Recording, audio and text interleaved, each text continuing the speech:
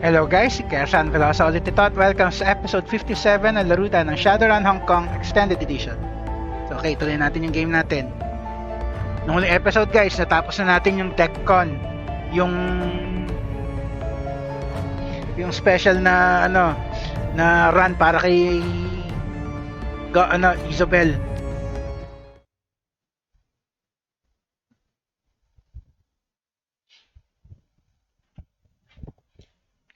The bus trip back to Kaitak is quieter than the ride in was.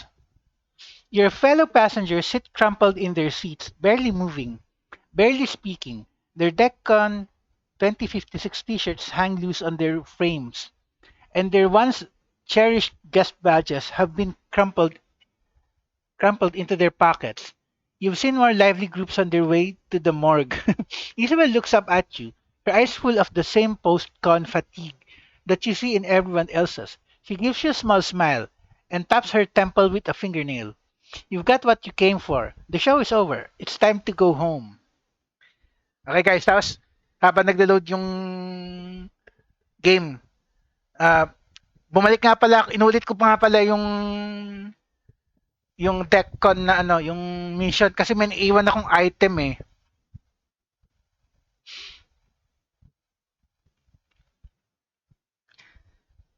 Yan, pakita ko sa inyo pagka-load. Teka.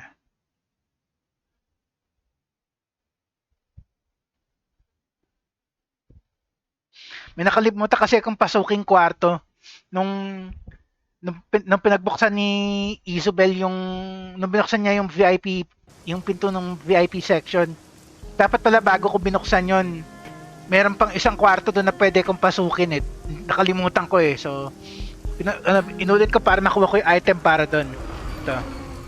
Meron kasi doon pay data eh. So, anyway, yeah. Balik muna tayo sa... Teka, check ko muna yung gear ko.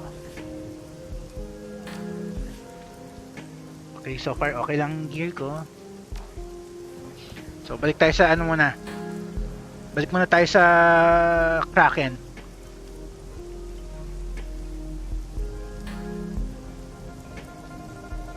Kausapin natin si Isabel. Tingnan natin kung anong result ng ginawa natin na yun. Tsaka buksan natin yung Shadowlands BBS. I-deliver natin yung pay data.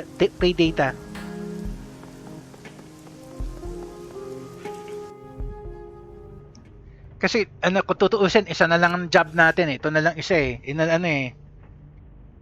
To Dreamland. So, teka. Ito muna tayo sa mission computer. Your workstation and mission computer. The cool blue tones of the workstation's main menu fill the screen.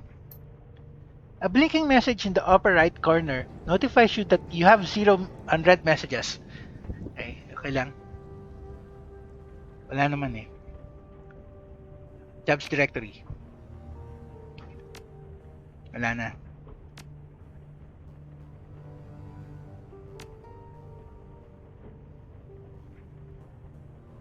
Wala na yung active jobs.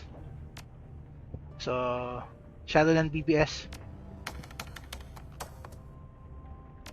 Post natin yung pay data. Schematics for the binary parts custom cyber deck. Ito yung hindi ko nakuha.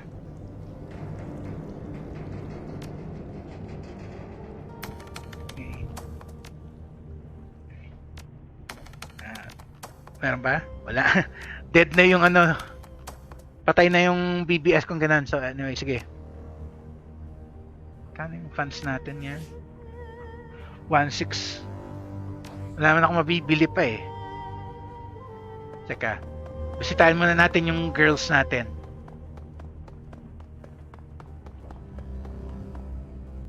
Si Gobet muna.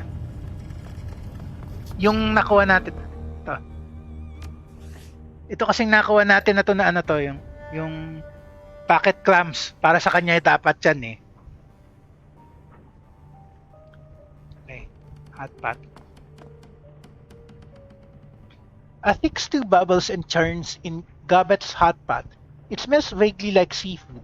Or pork. It could be old pork. Toss in the packet full of clams that you took from TechCon. Steamed clams. And ano naman yung ano na yun eh, yung meme na yun eh. One by one, the lint-covered clams plop down to the viscous liquid that bubbles in the pot. They disappear beneath the surface, sinking like depth charges. Gabbett raises an eyebrow and gives you a slow nod. You've done a great thing today, Seattle. A great thing. I salute you. Yan. Yan. Kailangan yan kasi yun nga eh. May nakuha tayong 1 karma point. So, meron tayong 7 karma. So, alam ko na kung saan ilalagay yan.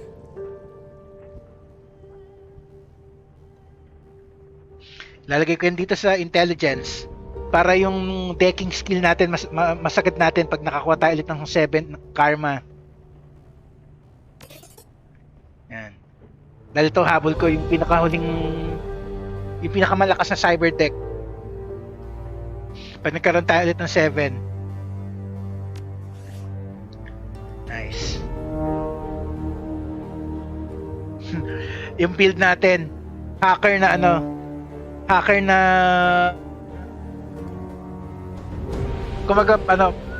kumbaga si Son Goku na marunong na intelligent. Kasi wag na si Son Goku, sabihin natin si gawin natin si Trunks. Mini Trunks.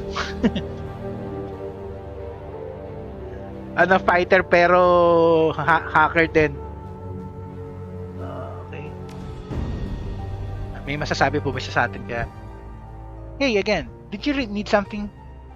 Hindi naman natin siya kasama sa run na yun eh. Thanks, Gabat. Okay. Kasapin na natin si Isabel. Kumustahin natin siya doon sa nakuha niyang memories kung anong yung nakaraan niya. Isabel half turns away from the octopus's main display. She looks up at you, blinking. The memory stick that you acquired from Rhombus has already been slotted into the computer's many expansion ports. The cherry red plastic that heats the stick looks slick and wet in the light. You did good back there. The run went well. Her eyes flit down to the memory stick. You got the stick, the key to my old memories. All I have to do now is slot it. You haven't unlocked your old memories yet? Any thoughts about that last run? I've got to go, Isabel. Sige. You haven't unlocked your old memories yet? No, not yet. I mean, I can. It'd be as simple as plugging myself in and tapping a key. My old memories are all mine, if I want them. So, what are we waiting for? Go ahead and do it. But you're not sure that you want them. Malamang. Malamang yan. So, sige, ito na. That's easy for you to say. I know that I have to do this, but it isn't going to be pleasant. Imagine knowing that you had to jam a needle into your eye. How much of a hurry would you be in to do it? Oh nga, may point nga. Point taken. Take your time. These are your memories, after all. If I knew that it had to happen, I want to get it over with quick. O, tama, pwede rin. How very stalwart of you. For my part, I'm in no hurry to experience pain, and I have every reason to believe that this is going to hurt. Di ba? Si Jake Armitage, muntik siya mamatay nung yung memories niya, nung na-unlock niya. It isn't easy. You know, shifting organic memories into headwear storage, wiping the originals and locking them away for safekeeping. That's corporate level mind sculpting, serious business. So, the process was difficult, but what does that matter? Locking the files away was important to you. I got that. I'm assuming that there's a point in all of this. Ito na lang. So I let Rhombus do this to me, all by himself, in a dirty corner of a derelict shopping mall. You know what that tells me? That I was desperate to get rid of whatever baggage he stored up there. Pero baka importante nga yun eh. Tell me, Isabel, would it have been easier for you to have Rhombus just wipe the memories altogether? None of this changes the fact that we just risk our lives to get you that key. If what's locked away in there can help us, you need to bite the bullet and access it. Tama. Yes, I know, but that doesn't mean that I'm thrilled to be in this position.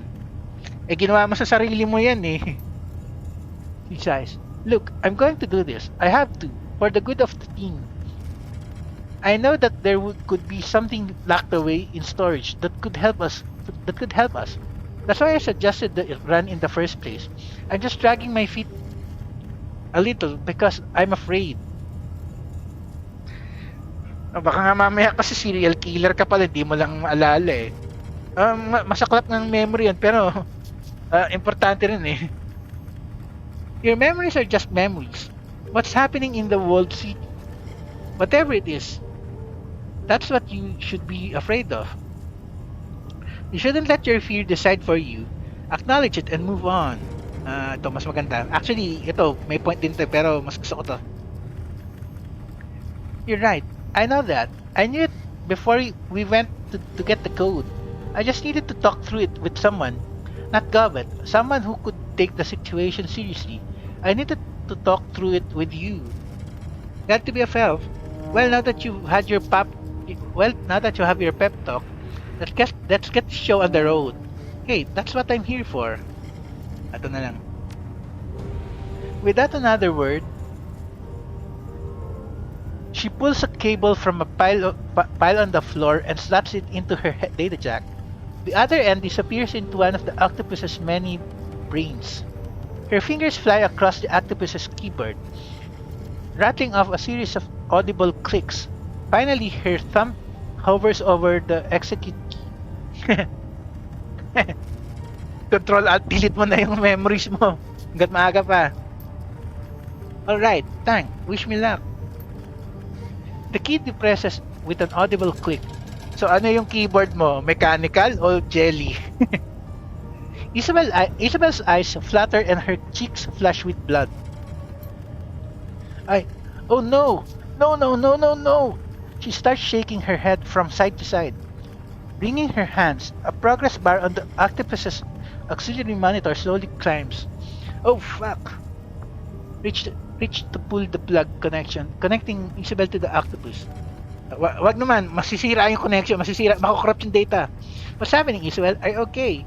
You've got this, Is. Don't back down now. Thanks for the tip, and I'm not backing down. It's almost done. The progress bar climbs to 100. Isabel snatches the cable back out of her data jack and covers her eyes with her hands. She's shivering. Bakit kaya? She clutches her temples in the palm of her hands. Now I remember why I didn't want this why I didn't want these anymore. Kaya may napatay siya ganun?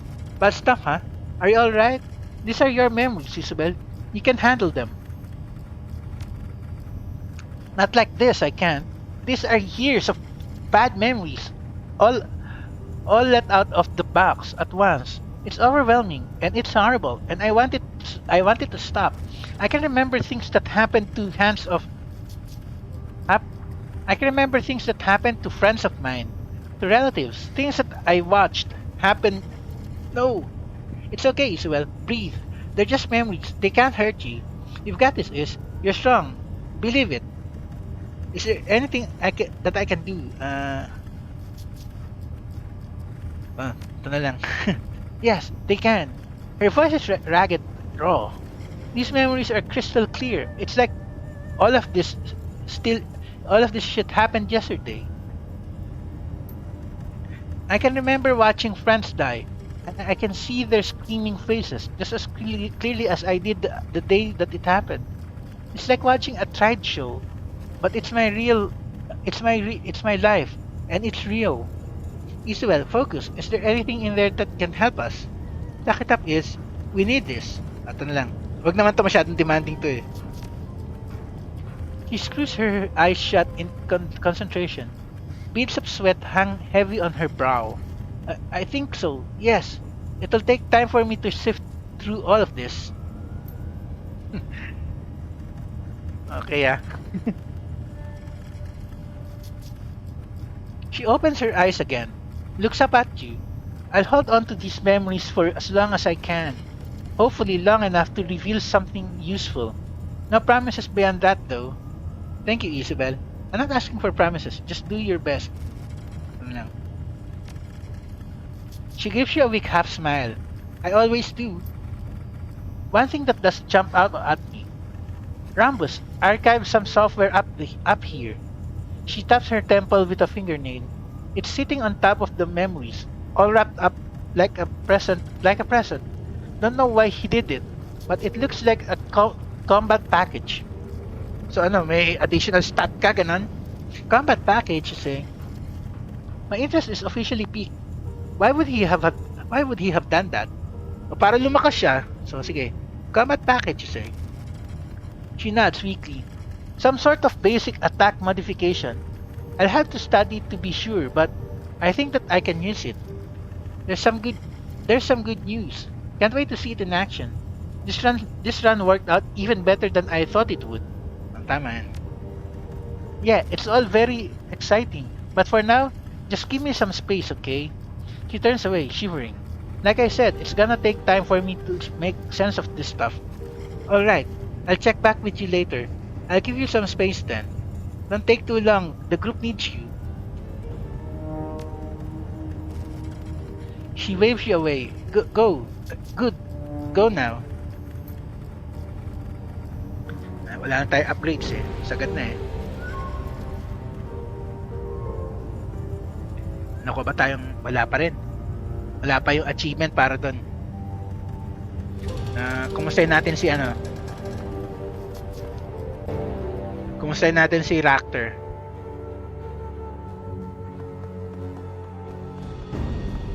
Tapos balikan natin siya mamaya.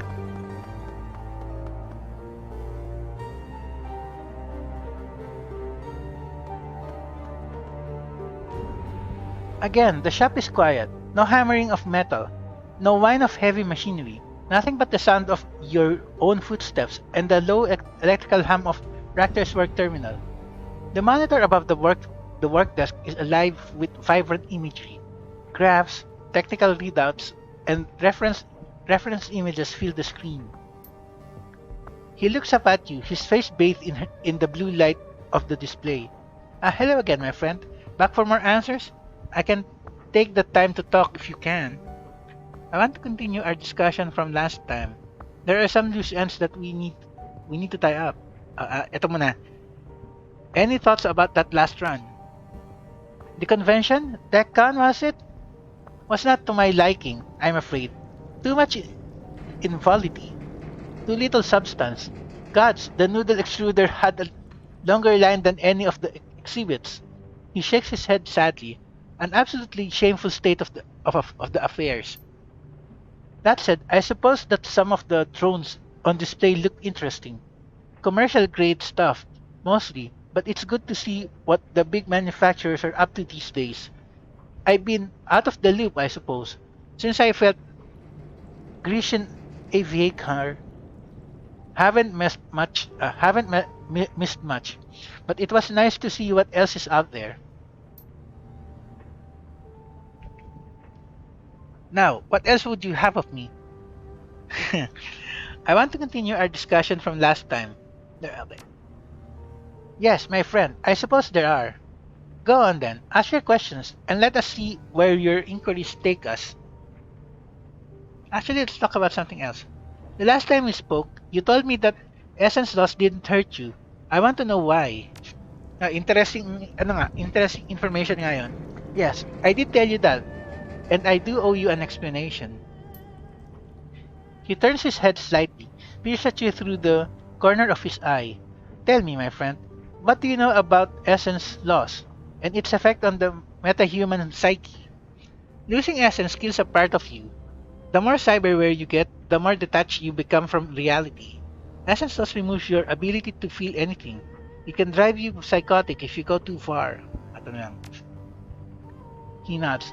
Yes, that's right. And this attachment can be deeply traumatic for the sufferer. The literature is full of such cases. He levels his gaze, focuses it in on your face. There's a smile on his face, but his eyes are devoid of warmth. Now, what would you say if I told you that after my accident and subsequent cyber surgery, I felt no different at all, that even in the beginning, I was completely unchanged. Hala. I'd say, I'd ask if you knew why. I'd tell you that you were full of shit. I'd say that you must have scrambled your brains with those stimulus generators. Ito na lang. Full of shit kalokohan. I do in fact. Would you like to know? That's why I asked.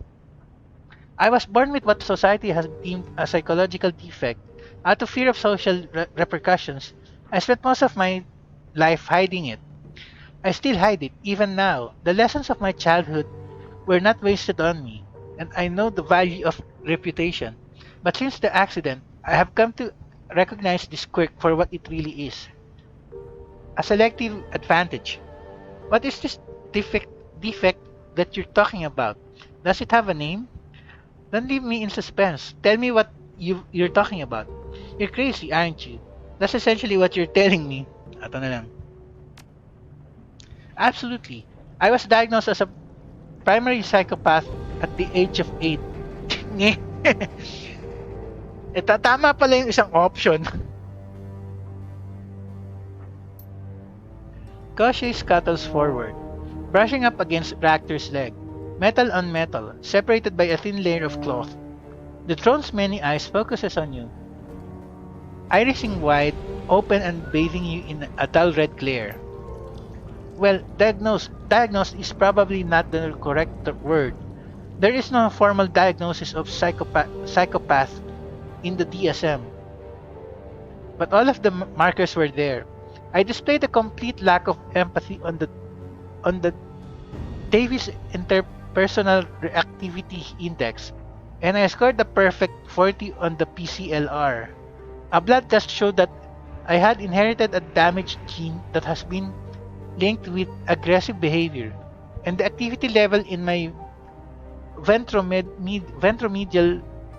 prefrontal cortex is vanishingly low.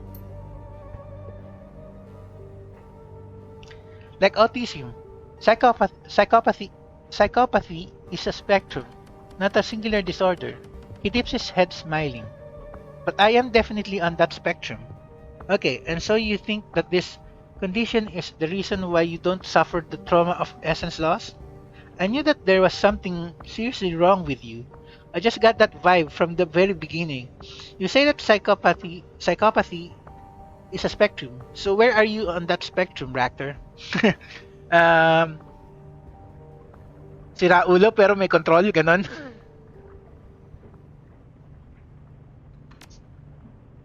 Before I turned onto the Before I turned to the shadows, I considered myself a prosocial psychopath. That is to say, I had the markers for psychopathy and expressed some of the expected behaviors, but I never killed anyone, at least not until it became a job requirement. Now I'm not sure. Now I'm not so sure. I will admit that there is a certain thrill to our profession. It's quite liberating, being paid to hunt and kill other men.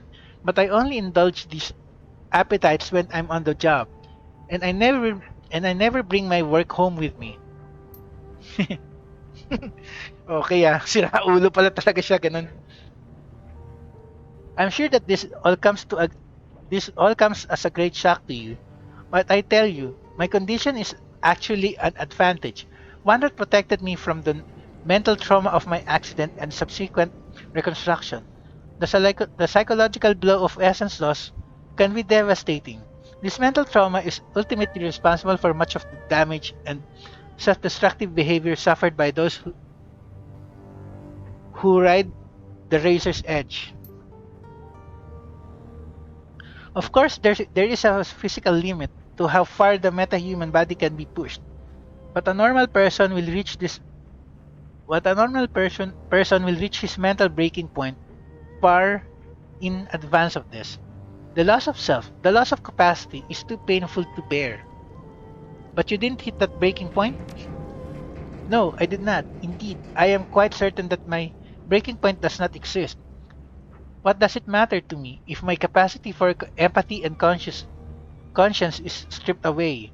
I never possessed either of those qualities in the first place. Okay All this time, you've been calling me my friend. Does that word even mean anything to you? Okay, you say that your mental condition protected you from the trauma of essence loss. Got any proof of that? Actually, let's talk about something else. Ito na lang. I have myself, my own experience. Nearly all of my essence was stripped away in a single stroke, and I didn't even notice. What more do you need? Actual proof. Your subjective experience doesn't qualify. Nothing, I guess. If that was your experience, then I'll take you at your word. And you would be wise and you would be wise too. I speak the truth. My hypothesis makes good sense, my friend. I have never possessed the sense of humanity that others hold so dear. If having it stripped away is traumatic, then it stands to reason that I would be protected from that trauma. Etiquette Academia. Yes, but this whole theory of yours is based on anecdotal evidence. You have a sample size of one, Ractor.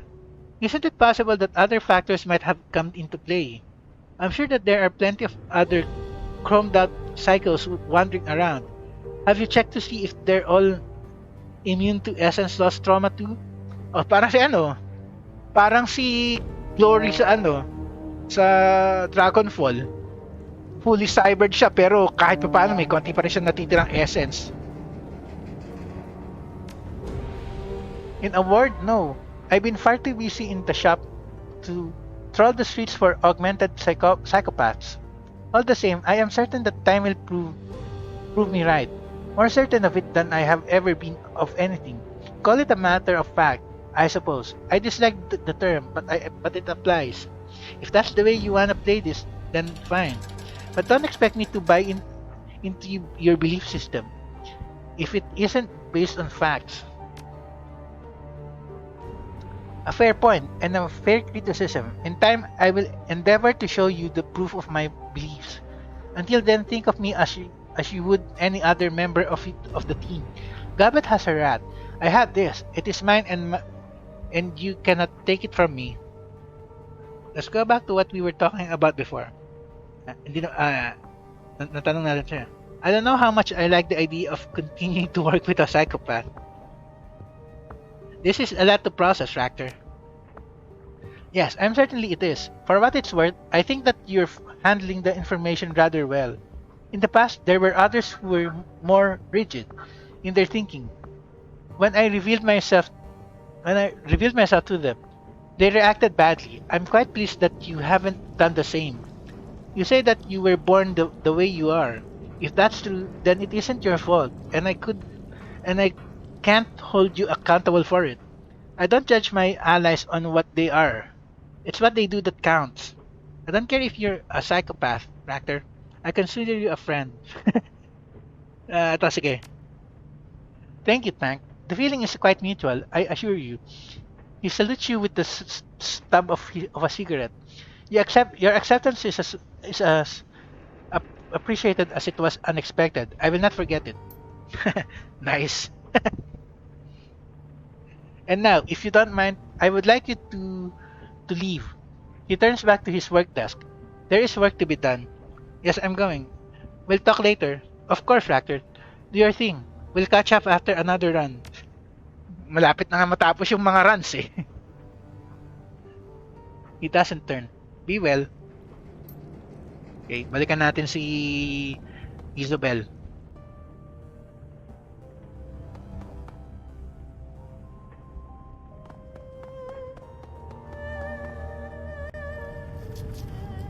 Ready ka na ulit magsalita? As you step into Isabel's cabin, she turns to face you. The desk that she's been working at is a mess. Wood wrappers and computer expansion cards lie together in a heap. Isabel herself doesn't look much better. Her eyes are badly bloodshot, and her lips have been drawn into a deep frown. You're back, hey. She shoves a box of assorted mounting screws aside with her foot. What do you need? How are you holding up? Not great. I'll manage. Don't clam up on me. Tell me what's wrong. What's going on? If you say so, if there's anything I can do, so ito na lang. I seriously doubt it. Appreciate the offer though. When I unlocked these old memories, I told you that they were crystal clear, right? Every detail was perfect. It's still that way, and I think that it always will be. Why? I uh, I I know that it feels that way now, but always is a long time. Then I guess the question is, if the memories aren't going to change, can you adapt to living with them? uh, Yun nga mas magandang tanong dito. Honestly, I don't know. It's like having an eidetic memory. I'm stuck with a perfect record of every shitty thing that I saw and felt during my childhood in hell. It's not an easy thing to live with. I knew a guy back in the Barrens who got his arms hacked off with a machete. I'm pretty sure that he can't forget his past either, but he found a way to live with it. If the memories are this painful for you, we can lock them away again. After all of this is over, and you can throw away the key. Why not just lock the memories away when you're not using them? You have the key. Just unlock them again when we need them. Wag naman, ito na lang. That's a different kind of pain, but I appreciate what you're trying to say. Anyway, let's get down to business. The sooner we're done with this walled city, the sooner I can try to move past this. I think that I've had enough time to process what's in my head. I should be able to give you some answers about the world city. Not all of the answers, mind you, but something. So if you have a question, ask. Let's see where this goes. Okay, fine. Teka lang. Wala pa rin tayo na-unlock. Kala ko may achievement na wala pa rin. So if you have a question, ask. Let's see where this goes. Now that we've unlocked your memories, I have a question about the world city. She runs the tip of her tongue over her lips and nods. A look of fierce determination seizes her. Go on, ask me a question. I'm ready. That's all for now. Can we talk about something else? How did you get out of there when you were a kid? How did you escape? She heaves a sigh. Gabet led me out. How'd you manage that? Really? She must have been what, 9 years old? Figures, you two have been tight for a long time, haven't you? Yeah, a long time. Look, if you want to know more about this, go ask Gobet about it. I'm sure that she'll be happy to brag about her thrilling exploits, but I think that we have more pressing matters to discuss. That's all for now. Can we talk about something else? Please, to be honest, almost anything else would be preferable. I have another question about the walled city. Go ahead, then ask. I'll do my best to answer. Wala na pala. Sige, kausapin na lang muna natin si Gobet. Good, because I've had enough for one day. I'm tired. Reliving this stuff is exhausting. Come back later if you want. I'll have had some time to unpack this stuff by then. But until then, please give me some space. Sige. Dito muna tayo kay Gobet. Tapos kung may mahaba-haba pa ba yung time na? Okay, meron pa tayong ilang minutes, so sige. Tingnan natin kung pwede tayo mag-start, kung pwede natin gawin yung susunod na run.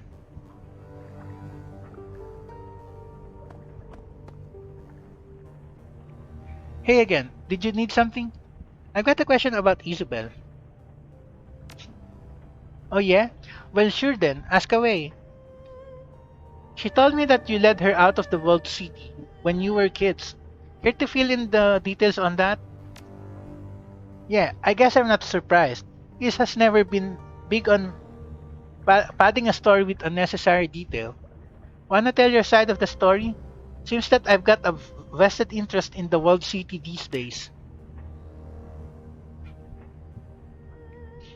Yeah, sure, why not? I'll share. She taps her chin thoughtfully.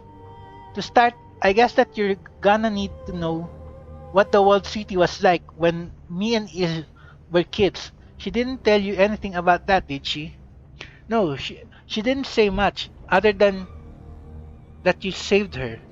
She wasn't big on volunteering unnecessary information. She dropped some hints, but I'd like to hear your take on on the place. Sa atin lang.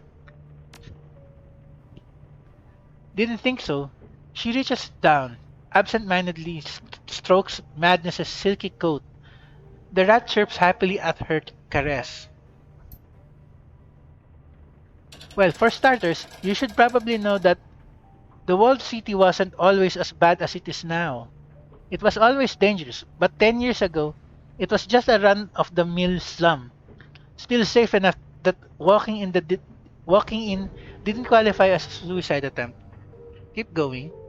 I was in the walled city earlier. I wasn't impressed. I'd figured that what I saw in there had to be the bottom of a downward spiral. Kasi keep going na lang muna. Back then, I used to play in the walled city. Rat would lead me into an Rat would lead me into all of the nooks and crannies that grown-ups were too big to fit through. There was this other young shaman in there that I used to play with. His name was Happy or Lucky, something like that. He followed Pig, nice guy, good card player. Pig naman yung ano niya, yung spirit. Obviously, none of this was a good idea. A teenage girl going into the walled city by herself, that's a recipe for disaster. I didn't realize any of this at the time. Though I loved playing in the alleys and crawl spaces of the walled city, it was fun. Is that how you met Isabel, by exploring the walled city as a kid? Where were your parents while you were doing this? While you were doing all of this? I did stuff like that myself in the Barrens. When you're a street kid, you make your own fun. Ito na lang. Yeah, it kind of makes you shudder when you look back on it, huh? It's like, where were those kids' parents? But then, with most street kids, that's a question that's best left unanswered. Now with Isabel, it was a little different. She wasn't a street kid. Not technically. She had parents who loved her. They just couldn't keep her safe, because in the walled city, there's no such thing. There have to be some safe places in the walled city. How bad was it for her? Ito na lang. Bad could have been a lot worse. Of course, her family could have been living deeper inside the wall toward the center. From what I've heard, that's hell on earth. But Isabel and her family had it bad enough. They were in the Mansion District. Mansion District, tapos masama pa rin. Mansion District sounds nice, right? But it really really isn't. Imagine a sort of a holding pen for refugees from the Middle East and Africa. Basically anyone who isn't Asian, European, or goblinoid. Now cram it full to twice its normal capacity, and make sure that nobody living there can afford a loaf of bread. Ay, ano ba yan? Ay, Hunger Games? Why was it called the Mansion District? No goblinoids? There weren't any orcs or trolls in Isabel's district? Ano lang muna. The locals named it after Chungking Mansions out in Simshatsui. Sort of an inside joke. The mansions are the unofficial African quarter of Hong Kong. Most of the free enterprise zones, African immigrants settle there if they can afford it. The destitute refugees like Is and her family don't get to go to Chongqing mansions. They get herded into the walled city, and once they're inside, the mansion district is where they wind up. First relocation. First relocation, huh? I guess some things never get out of style. At least they had a place to go. Refugees aren't always so lucky.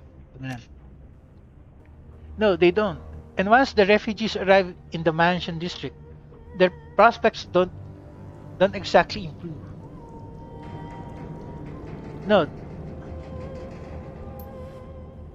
The only things that most of the people in the mansion had in common were the color of their skin and the fact that they were living in crushing poverty.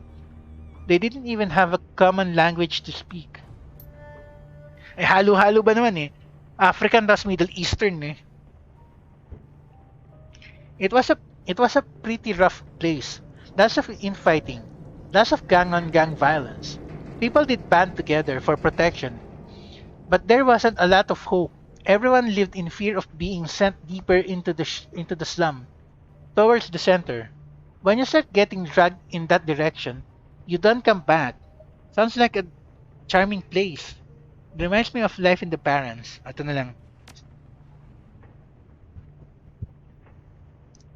Yeah, I imagine that the two were pretty equivalent back then, before the world city got really bad. Anyway, this is where I met Isabel. It wasn't long before we were friends. She was interesting. I think that's why I let her latch onto me. The girl was smart and savvy, but cripplingly shy. She didn't belong in the walled city. No one really does. But with her, it was painfully obvious. She was like a little mouse crammed into a box full of weasels. It was only a matter of time before somebody snapped her up. So what happened? What led you to take her out of the walled city? But you got her out of there before that could happen? She nods. That's right. More accurately, Rat got her out of there. She came to me in a dream, showed me that whatever was going bad in the walled city was getting worse. The whole place was rotting from the inside out, choking in bad key and lost hope. I decided to go inside one more time. If I found Isabel, I'd offer to lead her out. If I didn't, well, she grimaces, spreads her arms. You'd have left you'd have left her there? I get it. You don't have to explain yourself to me. You did find her. Doesn't matter what would have happened if you hadn't. Thanks. It isn't pleasant to think about, especially considering what a shithole the world city is now. The truth of the matter is, if I hadn't pulled Isabel out of there, she'd probably be dead by now. I get it. Someone did the same for me and Duncan once. She nods.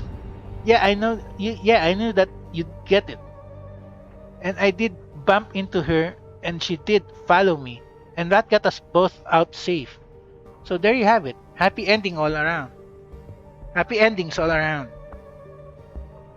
What about the other people who stayed behind? That other shaman that you knew? What about Isabel's family? She said that they were she said that they were still in the world city. Why didn't you bring them with you? That's all. Can we talk about something else? Ito na lang muna. They went back. Crazy. That big shaman that I knew wound up going full on toxic. It was horrifying. He burned himself out in an orgy of blood. She shudders. Nasty business and not for me. Toxic? What does that mean? Don't you regret not being able to save him? Ano toxic? Anong meaning niya? Ano, napraning ano? When a shaman goes toxic, he goes bad.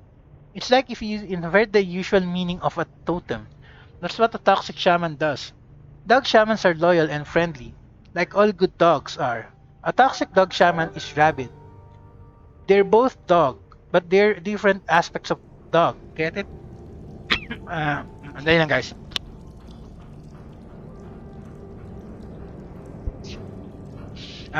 Parang na-get ko yun kumbaga ba si Jake Armitage na dog yung shaman niya, ano siya, matino siya. So, ang positive is ano ba? Paano pag negative ang pig? Yeah, and your pig shaman friend went toxic? That's what I heard. You don't want to know what happened to him. What he became. It was pretty bad at the end, before the locals overwhelmed him. A lot of people died. What about Isabel's family? You said that they were still in the cold city. Why didn't you bring them with you? You think that I didn't want to? He sweeps a loose strand of her hair out of her eyes. Look, it was going to be dangerous enough to get Isabel out of her own. Dragging a whole family out with her would have been impossible. Why? Yeah, I get it. I would have done the same thing. They were her parents, Gabet. Yan lang why. Because they weren't like me and is. They hadn't grown up on the streets. They were upper class people back in Somalia before they emigrated to Hong Kong. They were hopelessly out of their element. Even if I had managed to find them, they probably would have done something stupid and gotten us killed. So you just left them? You made the right choice. Um, Hindi ko masabing ano Hindi ko masabing right choice yun Kahit medyo masaklap to lang. Damn right I did. Even if I did manage to convince them to come with us, they would have gotten caught. The Yellow Lotus would have kidnapped them. If they were lucky. If they were... Timer na. If they were unlucky, the thrill gangs of the organ leggers might have gotten them. It wasn't worth the risk to even try. He sniffs. Besides which, Isabel didn't. Besides which, Isabel didn't want to bring her family. She wanted to get away from them as much as she did from the walled city. Never could get her to tell me why. That's all. Can we talk about something else? Sure, ask away. I'm all ears. Wala na. So, balikan natin ulit si Isabel sa next episode. Wala pa rin tayo nakuha. Okay, anyway. End na muna natin dito guys. So, next episode, subukan ulit natin kausapin si Isabel.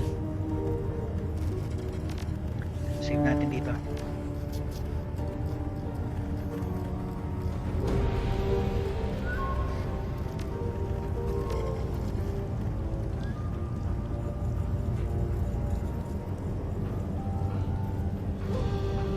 Okay. Otherwise, gagawin na natin yung huling run for now. So,